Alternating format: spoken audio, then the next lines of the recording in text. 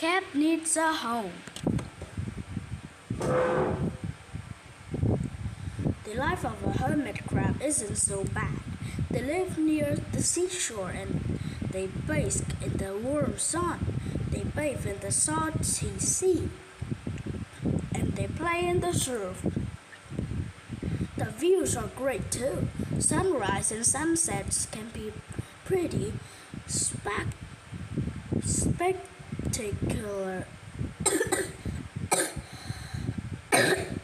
And you can't beat the night sky with all its twinkling stars.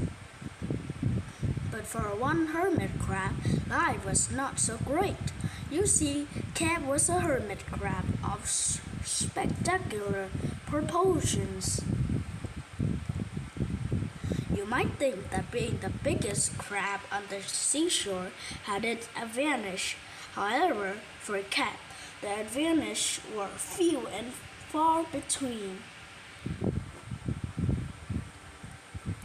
One of the biggest problems with being big was just that being big.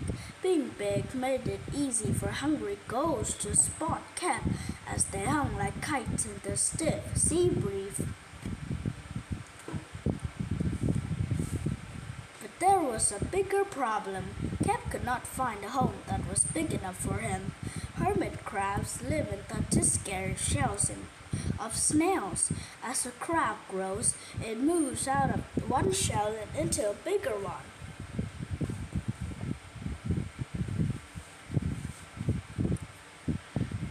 The trouble is that most snails are not very big. Now that is not a huge problem for most normal-sized crabs, but for Cap, it was a problem of great enormity. Cap walked sideways up and down the shore. He searched and searched for a shell big enough to use as his home. He waited and waited, hoping that soon, one day, a large shell would wash up on shore. While he waited to find a proper home, Cap lived in a large hole on a rock.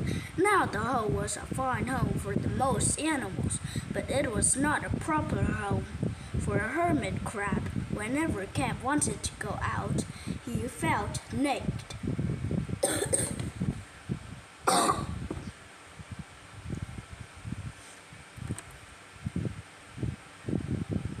The other hermit crab made fun of him, and the gulls swooped down to try to make him as their dinner.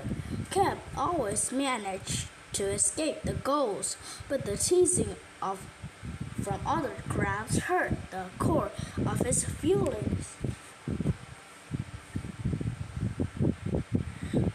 To hide his nakedness, Cap tried everything. First, he gathered feathers he found along the shore and strung them together with old fishing line. Then he wrapped them around his soft shell.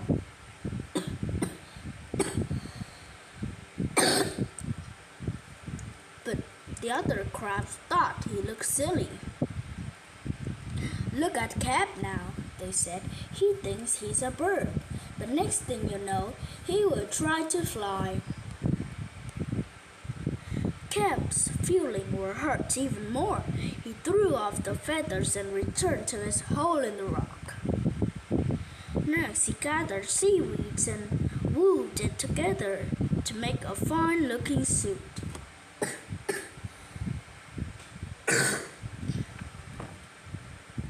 But soon the seaweed began to rot and smell.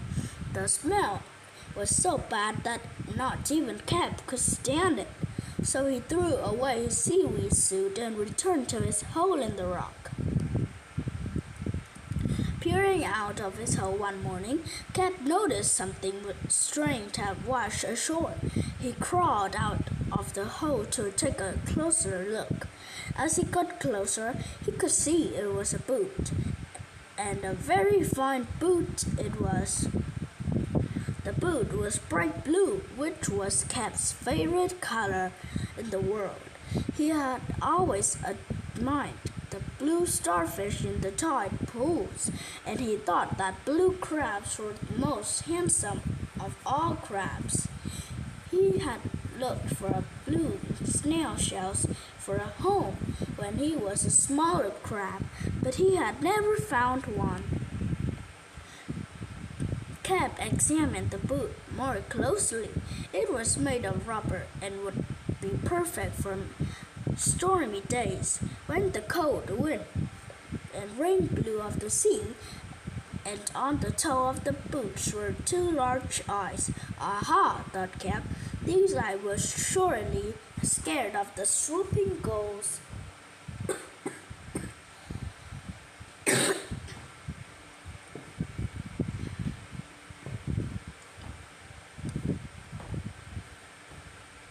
And the best of all, the boot was large. Cap looked inside and sized it up. The boot was most definitely big enough for Cap's enormous body. He crawled into the boot.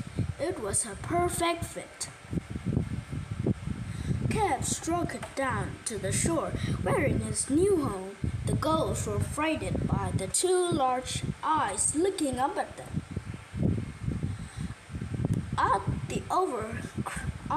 The other crabs oohed and awed as Cap walked by. They were envious of Cap's beautiful new home. Cap was not only the biggest crab on the shore, he was also the most handsome. The next week, Cap has an open house. All the other crabs came to see Cap's home, and they all brought him gifts. Cap was no longer the laughingstock of all the crabs. He was the envy of the seashore.